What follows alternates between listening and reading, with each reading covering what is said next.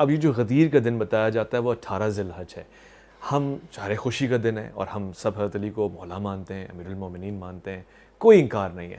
اس دن خوشی کا اظہار کریں یا بیک وقت 18 ذی الحج کو جناب حضرت عثمان رضی اللہ عنہ کی شہادت سے بھی منسوب کیا جاتا ہے, اب اس کا افسوس کریں, سوگ کریں یا خوشی کریں, ایک آدھ بات نہیں کیا کریں. یہ جو اعلان غدیر ہے یہ نبی صلی اللہ علیہ وآلہ وسلم نے امام علی کی ولایت کا اعلان کیا, آپ کی وسیع ہونے کا اعلان کیا کہ میرے بعد میرے نبوت کے علوم کو پہنچانے کی ذمہ داری وہ علی کے اوپر. بریلویوں کے عقائد کے خلاف ہے یہ روایت. بریلوی اس روایت کو چوک پہ پڑھ نہیں سکتے ہیں. بریلویوں نے پڑھا ان کو, ان کے اماموں کے اوپر لوگ ان کو تھپڑ ماریں گے, مسجدوں سے نکالیں گے ان کو لوگ. نبی کریم علیہ السلام کے بعد ابو بکر صدیق رضی اللہ تعالیٰ عنہ مسلمانوں کے روحانی خلیفہ بھی ہیں اور حکومت کے معاملات کے خلیفہ بھی ہیں. ایسا نہیں ہے, یہ بھی جو ہے نا منافقت ہے کہ صدیق اکبر خلافت کے تو خلیفہ ہیں, روحانیت کے نہیں ہیں, باطنی نہیں ہیں. سیدنا صدیق اکبر باطنی خلیفہ ہیں. دینا چاہتا ہوں, اب چونکہ ذی الحج کی تاریخیں چل رہی ہیں, ایک واقعہ اسلام میں بڑا خاص اہمیت کا حامل ہے جسے ہم غدیر کہتے ہیں, یعنی اللہ کے رسول حضرت علی کا ہاتھ پکڑے کہتے ہیں من کنت مولا فہذا علی مولا. اس واقعے سے جناب سیدہ کا کیا تعلق ہے؟ کیا بارہا تاریخ میں اس واقعے کو دہرایا گیا؟ اس کی نسبت ذرا میں جاننا چاہتا ہوں. اس کا تعلق تو سب سے پہلے تو یہ ہے کہ یہ جو غدیر کا واقعہ ہے یہ امام علی علیہ السلام کی ولایت کا اعلان ہے پوری انسانیت کے اوپر, تمام مومنین کے اوپر, تمام صحابہ کے اوپر, کہ سب صحابہ کے اوپر علی ولی ہے, ان کا مولا علی ہے. اور اسی بات کو امام علی علیہ السلام ہر ایک کے سامنے گواہ بناتے تھے. جب جنگ جمل کے اندر امام علی علیہ السلام کھڑے ہوئے تو حضرت طلحہ جو مخالف تھے, عشرہ مبشرہ میں سے ہیں, حضرت طلحہ رضی اللہ تعالی عنہ وارضاہ, ان کو بلایا اور پوچھا کہ طلحہ بتاؤ میرے خلاف کیوں نکلے ہو؟ تو حضرت طلحہ نے کہا کہ یہ وجہ ہے, ہم اس لیے سامنے آئے. تو امام علی علیہ السلام نے پوچھا کیا تمہیں یاد نہیں ہے کہ غدیر کے موقع پر اور فلاں فلاں موقع پر نبی صلی اللہ علیہ وآلہ وسلم نے فرمایا من کنت مولا فہذا علی مولا اللہم والی من والا وعاد من عاد. مستدرک کے اندر یہ روایت موجود ہے باب فضائل امام علی کے اندر. تو حضرت طلحہ نے کہا کہ بالکل مجھے یاد ہے, یہ بات آپ کے لیے کہی تھی. پھر فرمایا کہ پھر کیوں لڑتے ہو مجھ سے؟ تو پھر حضرت طلحہ واپس چلے گئے اور اپنے گروہ میں بیٹھ گئے. مروان نے دیکھا اور تیر مارا اور ان کو شہید کر دیا, طلحہ کو شہید کر دیا. تو یہ دیکھیں حضرت امام علی علیہ السلام اس مولا کو سمجھتے ہیں کہ اس کا مطلب یہ ہے کہ میں پوری انسانیت کے اوپر مولا ہوں, صحابہ کا مولا ہوں, اور میں مجھ سے جنگ نہیں کی جا سکتی. صحیح, یہ اس کا معنی ہے تو اللہ کے رسول نے بھی کہا جو اس سے جنگ کرے گا وہ مجھ سے جنگ کرے گا. ترمذی کی روایت ہے انا حرب لمن حاربتم وسلم لمن سالبتم. تو امام علی علیہ السلام یہ جو اعلان غدیر ہے یہ نبی صلی اللہ علیہ وآلہ وسلم نے امام علی کی ولایت کا اعلان کیا, آپ کی وسیع ہونے کا اعلان کیا کہ میرے بعد میرے نبوت کے علوم کو پہنچانے کی ذمہ داری وہ علی کے اوپر ہے. انت تبین لامتی ما اختلفوا فیہ من بعدی, علی تم میری امت کے لیے وہ بیان کرو گے جس کا میرے بعد یہ میری امت اختلاف کرے گی. نبی صلی اللہ علیہ وآلہ وسلم نے اس امت کو اس طرح نہیں چھوڑ دیا کہ بالکل اکیلا تنہا بیار و مددگار, بلکہ اپنے بعد اس امت کے لیے رعایت کرنے والا, ان کے حقوق کو دیکھنے والا, ان کو بیان کرنے والا علی بن ابی طالب. یہ جو غدیر کا دن بتایا جاتا ہے وہ 18 ذی الحج ہے. ہم چاہے خوشی کا دن ہے اور ہم سب حضرت علی کو مولا مانتے ہیں, امیر المومنین مانتے ہیں, کوئی انکار نہیں ہے. اس دن خوشی کا اظہار کریں یا بیک وقت 18 ذی الحج کو جناب حضرت عثمان رضی اللہ عنہ کی شہادت سے بھی منسوب کیا جاتا ہے, اب اس کا افسوس کریں, سوگ کریں یا خوشی کریں, ایک آدھ بات نہیں کیا کریں. میں یہ کہوں گا 3 دن سے زیادہ سوگ منع ہے. دوسری بات یہ ہے کہ مولا کائنات کی یہ ایک فضیلت ہے, اس کا پس منظر میں نے آپ کے ایک پروگرام میں بڑی تفصیل سے بیان کیا تھا, اور اس کے جواب میں سرکار دو عالم صلی اللہ علیہ وسلم نے یہ ارشاد فرمایا تھا, یہ اتنا نہیں ہے کہ ہم اتنی بڑی کوئی خوشی کا موقع ہے یا یہ, سرکار نے کئی دفعہ فرمایا کل جھنڈا میں اس کے ہاتھ میں دوں گا جو اللہ سے پیار کرتا ہے, اللہ اس سے پیار کرتا ہے, پھر وہ دن بھی ہمیں منانا چاہیے. وہ حجۃ الوداع نہیں تھا نا, وہ آخری سرمن نہیں, حجۃ الوداع, حجۃ الوداع کی بات کریں گے نا اویس بھائی, پھر یہ خطبہ حج کے اندر چیز شامل ہونی چاہیے تھی. اللہ کا نبی اپنا جان نشین بنا رہا ہے. آپ کہہ رہے ہیں یہ جھوٹی چیز ہے, یہ وہ معنی نہیں ہے جو مفتی صاحب یہ دیگر لوگ لیتے ہیں. اس سے مراد یہ ہے کہ جس کا میں مولا اس کا علی مولا ہے, یعنی جس طرح میں مومن کے نزدیک محبوب ہوں اس طرح علی بھی محبوب ہونا چاہیے. یعنی علی اور سرکار دو عالم صلی اللہ علیہ وسلم سے جیسی محبت ہونی چاہیے اس طرح محبت ہونی چاہیے. یہاں معاذ اللہ کوئی ایسا معنی نہیں ہے کہ سیدنا علی المرتضیٰ کو امیر المومنین خلیفہ بلا فصل حضور نے اپنے بعد بنایا ہو, ایسی کوئی بات بھی نہیں ہے, اور نہ کوئی یہ سمجھے. اگر ایسی بات ہوتی تو سرکار دو عالم صلی اللہ علیہ وسلم کو کون روک سکتا تھا؟ آپ علیہ السلام 21 سال کے جوان کو اگر مکہ کے گورنر بنا رہے ہیں, اور آپ علیہ السلام اسامہ بن زید کو لشکر کا لیڈر بنا کے بھیج رہے ہیں, اور صحابہ اس پر سوال اٹھا رہے ہیں, اور سرکار دو عالم صلی اللہ علیہ وسلم جلال میں آ رہے ہیں, تو اس نبی پاک کو کون روک سکتا تھا کہ وہ اپنے بعد اپنا جان نشین اور پہلا خلیفہ جو ہے وہ سیدنا علی المرتضیٰ کو بنائے؟ بلکہ یہ تو خدا تعالیٰ نے کرنا تھا. معاذ اللہ ایسی بات مت کریں. اگر میرے آقا علیہ السلام مولا کو نہیں مان رہے تو اگر نبی فرما دیتے کہ میں خلیفہ, آپ نے اس میں بھی یہ اختلاف کرنا تھا کہ آپ یہ کہتے ہیں کہ اس میں خلیفہ بمانا ہے, یہ حکومت کے معاملات نہیں, اس میں خلیفہ بمانا یہ ہے. نہیں, میرا عقیدہ تو ویس بھائی یہ سن لیں، ہمارا عقیدہ یہ ہے، میں اپنی بات کا ذمہ دار ہوں، نبی کریم علیہ السلام کے بعد ابو بکر صدیق رضی اللہ تعالیٰ عنہ مسلمانوں کے روحانی خلیفہ بھی ہیں اور حکومت کے معاملات کے خلیفہ بھی ہیں. ایسا نہیں ہے یہ بھی جو ہے نا منافقت ہے کہ صدیق اکبر خلافت کے تو خلیفہ ہیں، روحانیت کے نہیں ہیں، باطنی نہیں ہیں. سیدنا صدیق اکبر باطنی خلیفہ ہیں، یہ موقف بھی ہے، پایا جاتا ہے باطنی خلیفہ ہیں. اور جو 3 دن آپ نے غار ثور میں گزارے ہیں، میں نے وہ سوال جو آپ کا لیا، میں خود سے کنکلوژن میں اس کا آنسر مفتی صاحب اگر اس میں میری تصحیح فرما دیں کہ سوگ منائیں یا محبت کا اظہار کریں. بہرحال اگر ہم یہ بھی کہتے ہیں کہ بڑا ایونٹ نہیں ہے، چھوٹا ایونٹ ہے، مگر کیا محبت یا سوگ؟ تو مفتی صاحب نے فرمایا کہ سوگ 3 دن دیکھیں کا اگر آپ اس کو دیکھیں نا تو میرے خیال میں اہل بیت پر جو ظلم اور ستم ہوئے نا، اس کے بعد اس سے پہلے ایک داستان عمر بن خطاب کی بھی ہے اور اس کے بعد ایک عثمان ابن عفان کی بھی داستان ہے. امت کو یہ بھی سمجھنا پڑے گا، اگر میرا پیارا عثمان مدینۃ المنورہ میں بے یار و مددگار اس طرح اس کا گلا نہ کاٹا جاتا تو شاید کربلا کا واقعہ بھی نہ رونما ہوتا. آپ وجہ فرما رہے ہیں، مگر میرے سوال کے جواب لیکن بات یہ مشکل آسان کرنا ایک عام آدمی کے لیے کہ وہ اس دن سوگ منائے یا خوشی منائے. 3 دن سے زیادہ نہیں ہے، بس وہ خوشی منائے نا. خوشی جب آپ مانا لیں گے خلیفہ کے معنی میں تو پھر ہمارے نہیں لے رہے خلیفہ کے معنی میں، لیکن مولا تو مان رہے ہیں، اس کی خوشی منائے یا سوگ سکتے ہیں، اس کی خوشی منا سکتے ہیں. چلیں ٹھیک ہے، میں شکریہ. لیکن یہ جو عرف عام میں عید غدیر ہے اس کی خوشی اہل سنت میں نہیں ہے، جبکہ عید میلاد النبی ہے. اہل سنت کو ویسے ہی بس وہ جو اہل بیت کی محبت میں جو لوگ کر رہے ہیں نا، اہل سنت بولتے ہیں ہم اس میں شامل نہیں ہوتے. یہ ناسبیوں کے سارے اس صفوں میں یہ لوگ شامل ہوتے ہیں، لیکن وہ جو محبان اہل بیت کرتے ہیں نا تو یہ اہل سنت کہتے ہیں نہیں ہم اس میں نہیں آئیں گے. میں شکریہ، یہ ان کو اللہ نے دور رکھا ہے. مفتی فضل ہم بریلویوں کے عقائد کے خلاف ہے یہ روایت. بریلوی اس روایت کو چوک پہ پڑھ نہیں سکتے ہیں. بریلویوں نے پڑھا ان کو، ان کے اماموں کے اوپر لوگ ان کو تھپڑ ماریں گے، مسجدوں سے نکالیں گے ان کو لوگ. نبی کریم علیہ السلام کے بعد ابو بکر صدیق رضی اللہ تعالیٰ عنہ مسلمانوں کے روحانی خلیفہ بھی ہیں اور حکومت کے معاملات کے خلیفہ بھی ہیں. ایسا نہیں ہے یہ بھی جو ہے نا منافقت ہے کہ صدیق اکبر خلافت کے تو خلیفہ ہیں، روحانیت کے نہیں ہیں، باطنی نہیں ہیں. سیدنا صدیق اکبر باطنی خلیفہ. مسئلہ درپیش رہا، ابھی سوشل میڈیا پہ بڑی بحث رہی اس پہ اور بڑا شگاف بھی ڈالا اس مسئلے نے. میں نام نہیں لیتا مگر آپ کو علم ہے، ایک صاحب اٹھے، بڑے خطیب تھے، عالم فاضل، اپنے طبقے میں ایک بڑا اعجاز رکھتے ہیں. انہوں نے اٹھا کے ایک بیان دے دیا کہ جناب سیدہ معاذ اللہ، میں اپنے ذہن میں بڑی مجال کر رہا ہوں، جرت کر رہا ہوں، آپ سے خطا ہوئی ہے. اس پہ اہل سنت کا اور ایک ایسے انسان کا جو اہل بیت سے بہت محبت رکھتا ہے فرقے سے ہٹ کے، اس کا کیا موقف ہونا چاہیے؟ جناب سیدہ آپ فرما رہے ہیں کہ سب سے افضل ہیں، پھر خطا کا تصور. جی پہلے ایک بات کی وضاحت کر دوں کہ میں نے گزارش کی کہ سلام اللہ علیہ کہا جائے تاکہ دونوں راضی ہو جائیں. تو چونکہ آپ ہی اہل علم ہیں اور مفتی صاحب بھی، اس بارے میں یہ ہے کہ جب علماء کا کسی بات میں اختلاف ہو تو ایسی تطبیق نکالنی چاہیے تاکہ دونوں کے مسئلے پر عمل ہو جائے. میری مراد یہ تھی، شاید آپ آپ دوسری طرف چلیں گے. جی آپ نے صحیح کہا، اگر آپ چاہیں گے تو میں اس شخصیت کا نام بھی لے لوں. جی وہ محترم جناب ڈاکٹر آصف اشرف جلالی صاحب ہیں. جلالی صاحب نے جو موقف بیان کیا یا جس طرح کی تقریر کی، وہ اہل سنت کا اپنا ایک مذہب ہے کہ انبیاء علیہ السلام کے علاوہ کوئی بھی خطا سے، گناہوں سے معصوم نہیں ہے.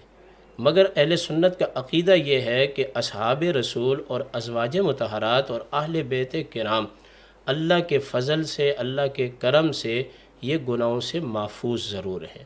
معصوم کا جو تعلق ہے وہ انبیاء علیہ السلام کے ساتھ ہے. یعنی محفوظ عن الخطا اور معصوم عن الخطا یہ دو الگ اس میں فرق ہے. ٹھیک ہے، ٹھیک ہے. محفوظ عن الخطا وہ ہوتا ہے یعنی کہ اس میں امکان ہوتا ہے مگر کرتا نہیں، کرتا نہیں. اللہ اپنے فضل سے محفوظ رکھتا ہے. اور معصوم عن الخطا کا مطلب یہ ہوتا ہے کہ اس کے اندر وہ چیز ہی نہیں ہے جو اسے خطا کرنے پر جو ہے وہ برانگیختہ کرے. اصل میں وہ جو بات ڈاکٹر صاحب نے کہی تھی وہ ایک سمجھیں کہ ان کی باڈی لینگویج جو تھی وہ بالکل ٹھیک نہیں تھی، درست نہیں تھی. اگرچہ موقف اہل سنت کا وہی ہے. دیکھیں اس کے اندر جب وہ آگے حد سے بڑھے تو انہوں نے یہاں تک بھی کہا کہ سادات کو مروڑ ہو رہا ہے، یہ ہو رہا ہے، وہ ہو رہا ہے. تو یہ پنجابی زبان میں مروڑ کس کو کہتے ہیں، کیا ہے کیا نہیں. لیکن میں سمجھتا ہوں کہ اویس ربانی صاحب اعتدال کی رائے یہ ہے کہ دونوں جانب سے اس معاملے کے اندر بے اعتدالیاں ہوئیں اور ان بے اعتدالیوں کی وجہ سے اہل سنت جو ہے وہ 2 حصوں میں تقسیم ہو گئے. میں نام نہیں لوں گا، شاید وہ آپ کے بھی دوست ہوں اور بہت بڑے آدمی ہیں، اس کراچی شہر میں رہتے ہیں. ہم ایک مقام میں بیٹھے ہوئے تھے تو انہوں نے کہا کہ جب آپ کو ڈاکٹر آصف جلالی صاحب کے لوگ رافضی کہیں تو جواباً آپ ان کو ناسبی کہنا. وہ دن ہے، آج کا دن ہے. اگر یہ کلپ چلے گا تو ان لوگوں تک پہنچ جائے گا. ان کا ایک بڑا نام ہے، بڑی کتابیں لکھی ہیں اور ایک عظیم کتاب لکھی ہے. وہ دن ہے اور آج کا دن ہے. میں نے ان کی محفل کو چھوڑ دیا. کیوں چھوڑ دیا؟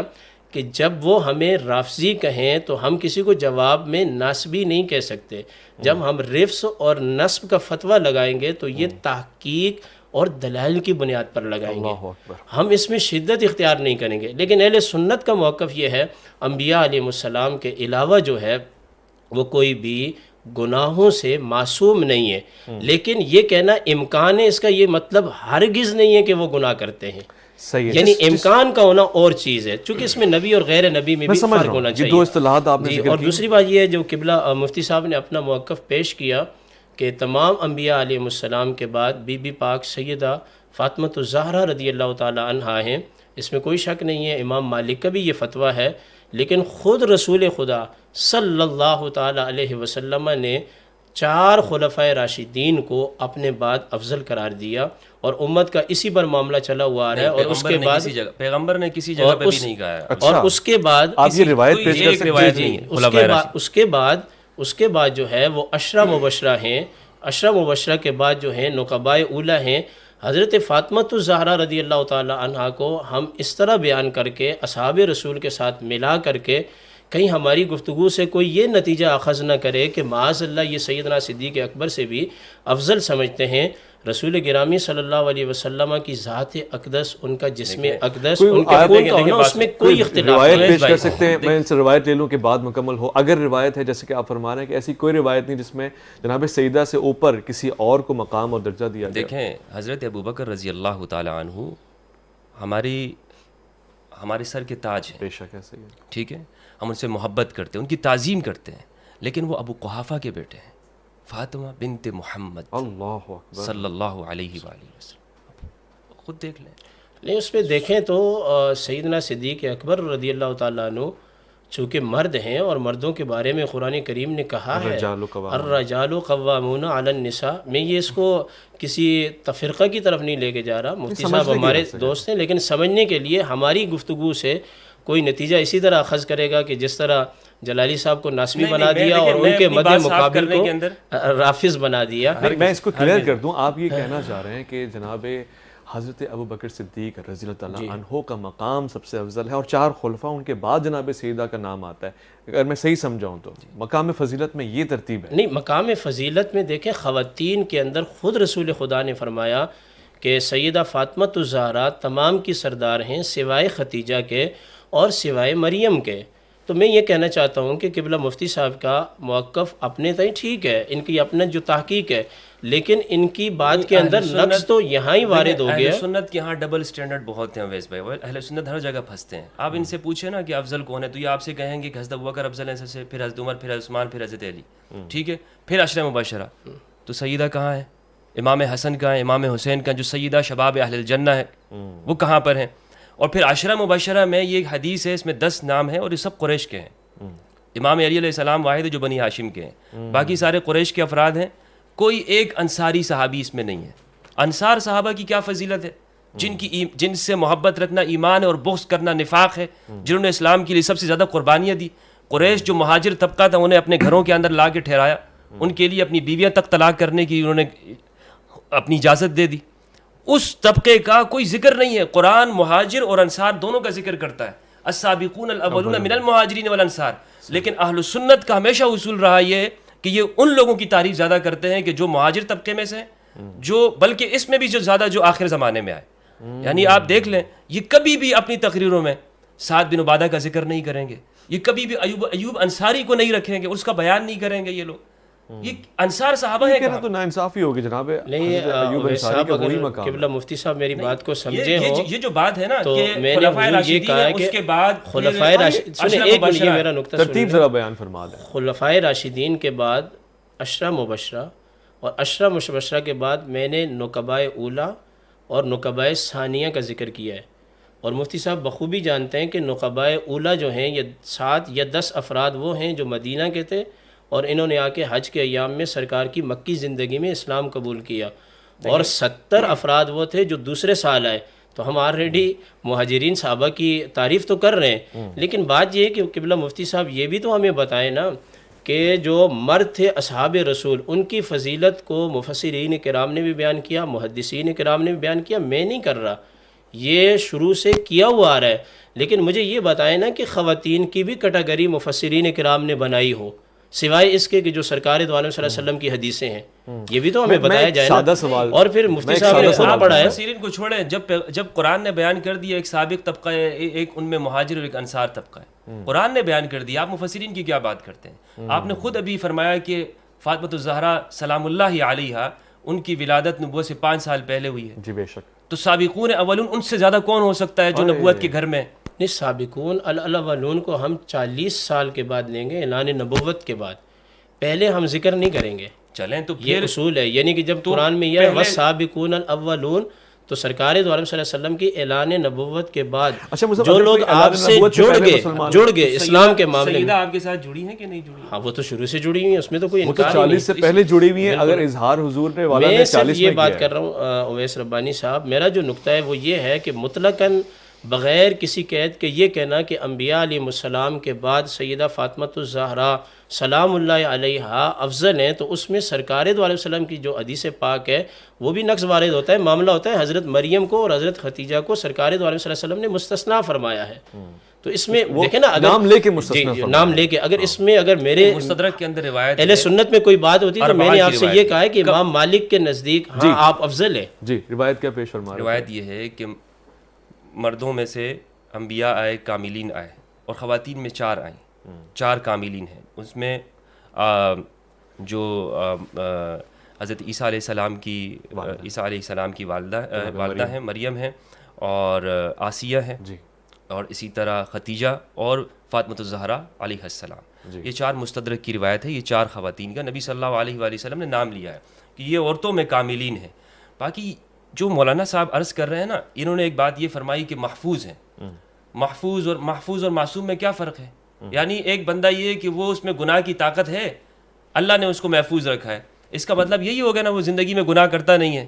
تو صاف صاف آپ کہیں کہ صحابہ کو آپ معصوم مانتے ہیں، ورنہ تو پھر آپ مجھے غلطیاں بتائیں ان کی، اور اگر نہیں تو پھر میں آپ کو بتاتا ہوں. معصوم تو صرف انبیاء کی ذات ہے. نہیں معصوم، دیکھیں قبلہ مفتی صاحب آپ سے گزارش یہ ہے کہ لفظ معصوم اور محفوظ جو ہے یہ صرف ہماری اردو زبان کا ہیر پھیر نہیں ہے، یہ انبیاء علیہ السلام کا خاصہ ہے. اور انہوں نے اچھے کے طریقے سے پڑھا ہے، جامی میں پڑھا ہے خاصۃ الشیء یوجد فیہ ولا یوجد فی غیرہ. شیء کا خاصہ اسی میں پایا جاتا ہے، اس کے غیر میں نہیں پایا جاتا. اس بات سے متفق نہیں ہوں کہ اہل سنت کہتے ہیں کہ انبیاء معصوم ہیں. اہل سنت میں خطا اجتہادی انبیاء کی طرف بھی ہے. اللہ اکبر. ہاں کہ انبیاء سے بھی غلطیاں ہو جاتی ہیں، اجتہاداً ہیں ان کی غلطیاں. تو یہ خطا اہل سنت کا بریلویوں کا، دیوبندی اس کے قائل نہیں ہے. اچھا. ہاں بریلوی اس کو مانتے ہیں. علامہ انبیاء سے بھی خطا ہو، انبیاء سے خطائیں ہوتی ہیں، بلکہ غلطیاں گنوائی ہیں. ہمارے استاد محترم علامہ غلام رسول سعیدی رحمہ اللہ، انہوں نے تفسیر تبیان القرآن کے اندر جہاں حضرت آدم علیہ السلام کا جو واقعہ ہے اس میں خطا اجتہادی کا ایک پورا عنوان قائم کیا ہے کہ حضرت آدم علیہ السلام سے اور انبیاء کرام سے کون سی خطائیں اجتہادی خطائیں ہوئی ہیں، حضرت موسیٰ علیہ السلام سے کون سی خطائیں. یہ اہل سنت اس لیے یہ ڈبل سٹینڈرڈ رکھتے ہیں. اس پہ کیا جواب؟ اس پہ جواب یہ ہے کہ جب آپ قرآن کریم پڑھتے ہیں تو قرآن کریم میں لفظ آیا فناسیہ، یعنی آدم علیہ السلام بھول گئے. خطا میں چاہے وہ اجتہادی ہو یا منکر ہو، اس میں اور نسیان میں فرق ہے. انبیاء علیہ السلام سے جو ہوا ہے وہ نسیان ہوا ہے، اس کو ہم خطا نہیں کہیں گے. اگر کوئی لکھتا ہے تو وہ اپنے لکھنے کا خود ذمہ دار ہے. آپ کہہ رہے ہیں کہ اہل سنت بریلوی اسکول آف تھاٹ میں یہ نہیں ہے کہ وہ انبیاء کو خطا اجتہادی کہتے ہیں یا خطا ان سے ہو سکتی ہے، ڈینائی کریں یا جی بالکل. میں یہ کہتا ہوں کہ آدم علیہ السلام بھولے. سنیں ایک منٹ، میری بات کمپلیٹ ہونے دیں. سنیں میری بات مکمل ہونے دیں. آدم علیہ السلام کا جو معاملہ ہے وہ کلیئر قرآن نے کہا ہے فناسیہ، آدم علیہ السلام بھول گئے. جی ایسا ہی ہے. اب آپ بات سمجھیے گا، خطا کی نسبت چاہے وہ منکر ہو یا خطا اجتہادی ہو، چاہے وہ خیر والی ہو یا شر والی ہو، معاف کیجیے گا، دونوں صورتوں میں اس کی نسبت بندے کی طرف ہوتی ہے. اور نسیان جو ہوتا ہے اس کی نسبت ذات باری تعالیٰ کی طرف ہوتی ہے. نسیان میں اور خطا میں فرق ہے. آدم علیہ السلام کا جو معاملہ ہے اس کو امت نے نسیان پر معمول کیا ہے. سوال سمپل، کیا انبیاء سے بریلوی اسکول آف تھاٹ جو انہوں نے مقدمہ رکھا ان کے حساب سے انبیاء سے خطا اجتہادی ہوتی ہے؟ نہیں انبیاء علیہ السلام سے خطائے اجتہادی بھی نہیں ہوتی؟ جواب اللہ تعالیٰ بر وقت ان کو مطلع فرما دیتا ہے. میرے پاس یہ کتاب نہیں، حوالے میں آپ کو دے دوں، تفسیر تبیان میں نے اس کا جواب دے دیا. اگر انہوں نے دیکھیں علامہ صاحب اپنی جگہ پر ٹھیک ہے، یہ ان کا اپنا موقف ہے، بریلویوں کا موقف یہ نہیں ہے. وہ بریلوی موقف کی نمائندگی فرما رہے ہیں. تو کتاب سے بتائیں نا. نہیں بتائیں، اگر میں کہہ رہا ہوں غلط کہہ رہا ہوں تو میں کتاب کا. چلیں جناب سیدہ پہ آ جاتے ہیں. آپ نے ایک انتہائی حساس اور سنجیدہ بات کی جس پہ میری توجہ دلائی ہے. مولانا صاحب نے فرمایا، اور جیسے کہ آپ نے اس کی تائید بھی کی بلکہ آپ نے حدیث پڑھ دی، کہ جو جسم رسول ہیں، جو جسم کا ٹکڑا ہے، وہ تو ہر حال میں افضل ہوگا، اور آپ نے بتایا کہ پھر وہ ہر بشر پہ افضل ہوگا. یہاں پر آپ نے اس پہ موقف یہ پیش کیا کہ وہ خواتین میں افضل ہوں گے مگر مردوں میں نہیں ہوں گے. اب وہ رضا والی بات تھی کہ جو ان کو ناراض کرے گا اس سے اللہ کا رسول ناراض ہے، اللہ بھی اس سے ناراض ہے. یہ جو ہمارے یہاں کنفیوژن پیدا کی جاتی، میں اس کا ایک دو ٹوک جواب چاہتا ہوں. لوگ سوال پوچھتے ہیں کہ جناب سیدہ کیا بعثت رسول کے بعد اور رسول کے پردہ فرمانے کے بعد اصحاب رسول کے دربار میں طلب کی گئیں، وہ آئیں اور اپنا حق مانگ رہی تھیں اور ناراض ہو کے گئیں؟ اس پہ کیا تحقیق؟ جی اویس ربانی صاحب، اس پہ مجھے تھوڑا سا وقت دیجئے گا. جتنی احادیث طیبہ ہیں بخاری اور مسلم کے اندر کہ سرکار نے فرمایا کہ فاطمہ میری جان کا ٹکڑا ہے، اور دوسرا یہ کہ جس نے ان کو تکلیف دی اس نے مجھے تکلیف دی، اور ایک روایت یہ بھی ہے جس نے ان کو ناراض کیا اس نے خدا کو ناراض کیا، اور جس نے ان کو راضی رکھا اس نے خدا کو راضی رکھا. دیکھیں سرکار کے بارگاہ میں ایک شخص آیا، اس نے کہا افضل عمل کیا ہے؟ تو آپ نے فرمایا کہ اول وقت میں نماز پڑھنا ہے. دوسرا آیا فرمایا کھانا کھلانا ہے. تیسرا آیا فرمایا سلام کرنا ہے. میں بالکل غیر جانبدار ہو کر آپ کو جو بات کرنے لگا ہوں شاید یہ امت کو پسند نہ آئے. یہ جو تکلیف والی احادیث طیبہ ہیں یہ سرکار نے اس وقت ارشاد فرمائی جب مولا کائنات سیدنا علی المرتضیٰ رضی اللہ تعالی عنہ نے ابو جہل کی بیٹی کو پیغام میں نکاح بھیجا. انہوں نے ابو جہل کی بیٹی جویریہ کو جب پیغام نکاح بھیجا اور یہ بات سرکار سے کہی گئی کہ فاطمہ پر علی المرتضیٰ رضی اللہ تعالی عنہ دوسری بیوی لانا چاہ رہے ہیں، اس کے بعد یہ تمام حدیثیں سرکار دو عالم صلی اللہ علیہ وسلم نے ارشاد فرمائی ہیں. یہ تو آپ نے اس کا پس منظر بتا دیا. پس منظر میں نے بتا دیا. اب میرا سوال اب اگلی بات میں آ رہا ہوں، یہ پس منظر میں نے بتا دیا. اگلی بات یہ ہے کہ اگر آپ یہ کہنا چاہتے ہیں کھل کر بات کریں کہ سرکار دو عالم صلی اللہ علیہ وسلم کے وصال مبارک کے بعد سیدہ وراثت کا سوال کر رہی تھی اور نہ دینے پر وہ ناراض ہوئیں، تو یاد رکھ لینا کہ آپ اس بات کو اس بات سے نہیں جوڑ سکتے ہیں. سیدہ کا جناب سیدنا صدیق اکبر کی بارگاہ میں آنا، وراثت کا سوال کرنا وہ ایک علمی مسئلہ ہے. علمی مسئلہ یہ ہے کہ جب بیٹی اکیلی ہوتی ہے تو وہ باپ کی وراثت میں نصف کی جو ہے وہ حقدار ہوتی ہے. یہ قرآن کا مسئلہ ہے.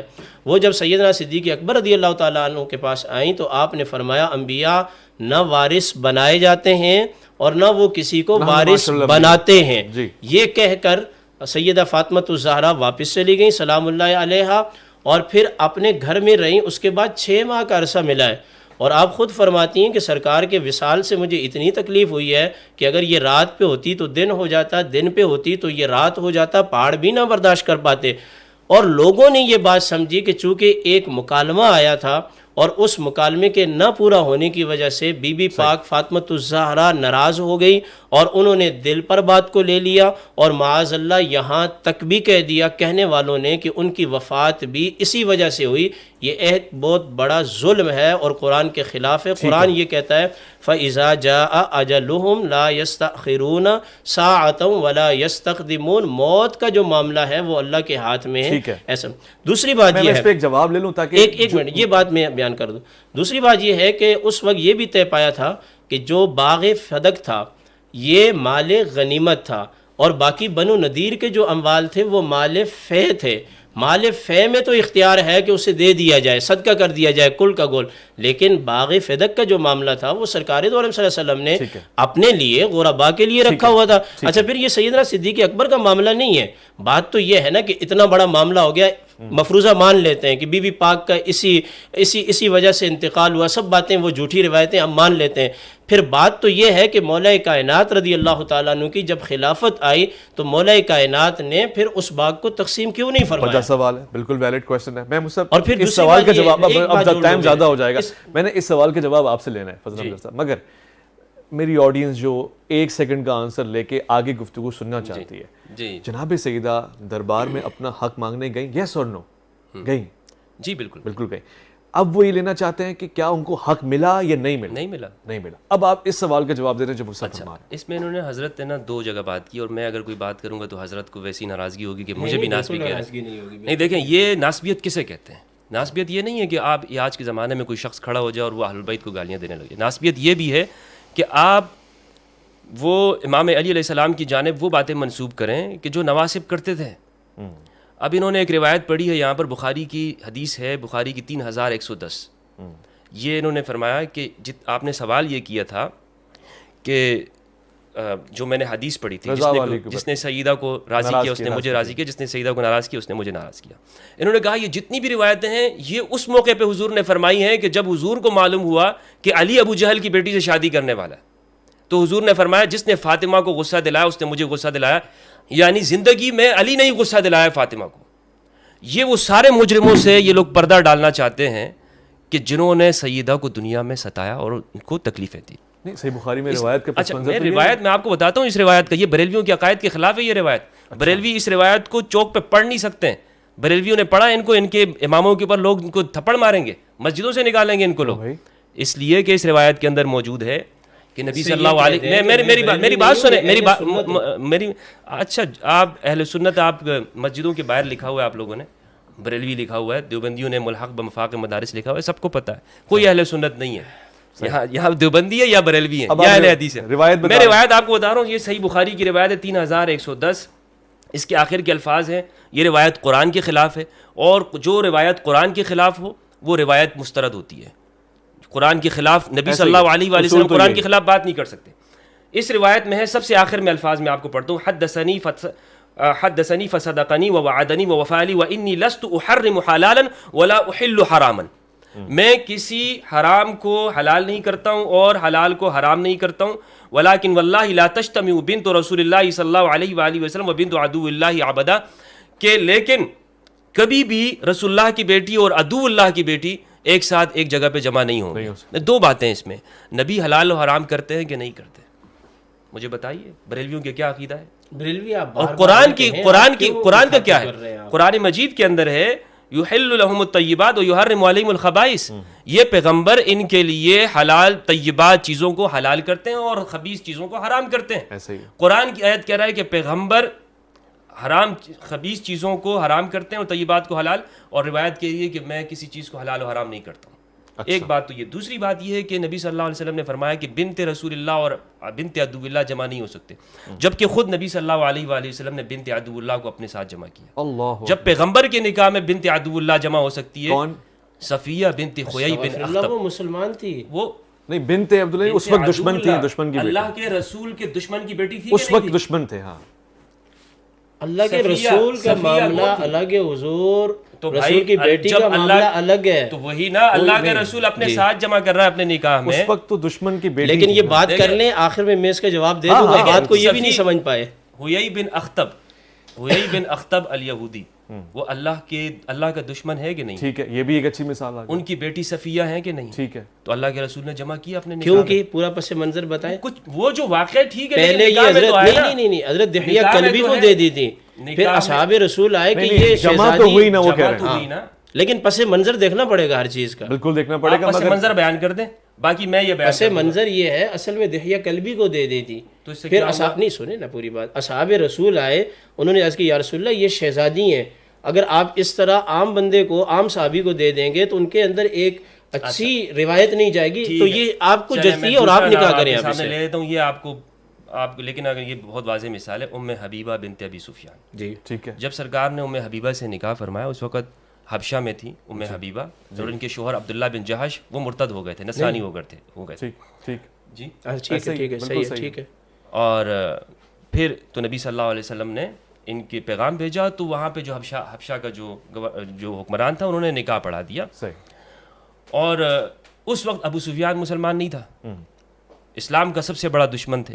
صحیح, ابو سفیان تاریخی واقعہ جمع کیا اپنے نکاح میں. لیکن ایک بات واضح ہے, بعد میں مسلمان ہو گئے. مشرکین سے نکاح ناجائز نہیں قرار دیا گیا تھا. تو یہ میں نے دوسری مثال مولانا رکھ دی, صفیہ کی مثال بھی ہے. دیکھیں جب چیزوں کو آپ سمجھیں, انہوں نے ایک موقف رکھا کہ اللہ کے رسول کے دشمن کی بیٹی اور دوست کی بیٹی ایک گھر میں جمع نہیں ہو سکتی, تو اس کے رد میں انہوں نے 2 مثالیں پیش کی ہیں کہ دشمن کی بیٹی جمع مقیس علیہ کا کوئی بنتا ہی نہیں ہے نا, وہ اللہ کے رسول ہے.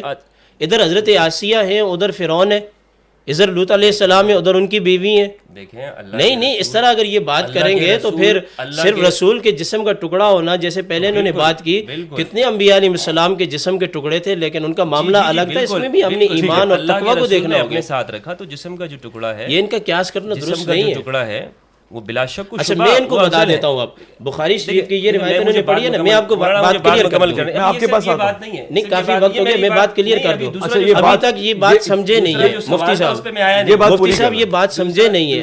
Be be